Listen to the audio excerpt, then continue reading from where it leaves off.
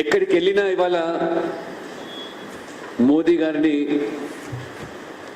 బ్రహ్మరథం పడుతూ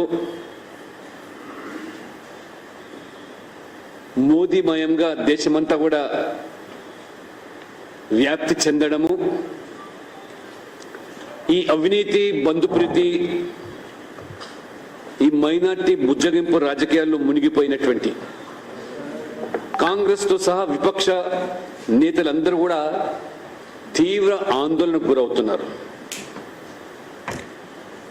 వాళ్ళ కుటుంబ రాజకీయాలు, వారసత్వ రాజకీయాలు,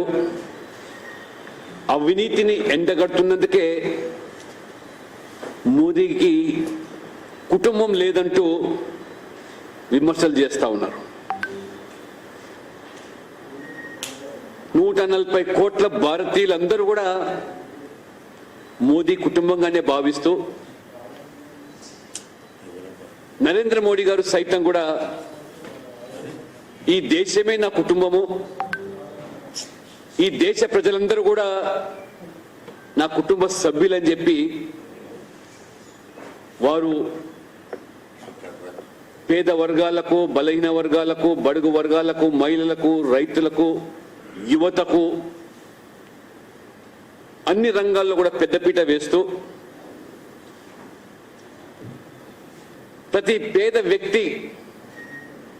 నా కుటుంబంగా భావించి ఎవరూ లేని వారికి మోదీయే అండగా నిలబడుతూ ఈరోజు మేరా భారత్ మేరా పరివార్ అనేటువంటి భావనతో మోదీ గారు జీవిస్తూ ఉంటే, ప్రతి క్షణం కూడా ప్రజలకు సేవ చేసేందుకు తన జీవితం అంతా కూడా అర్పితం చేసి దేశవ్యాప్తంగా 4 కోట్ల మంది పేదలకు ఇల్లు కట్టిస్తే సొంత ఇల్లు లేనటువంటి ప్రధానమంత్రి మోదీ గారు నా కోసం అంటూ వ్యక్తిగతంగా ఏది కూడా ఆశించకుండా దేశ ప్రజల కలలే నా ఆశయాలు, వాటిని నెరవేర్చడం కోసం నిరంతరం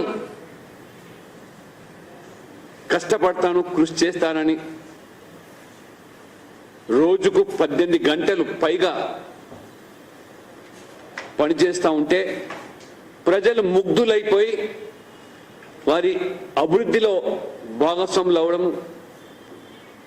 వారు సాధించినటువంటి విజయాలను,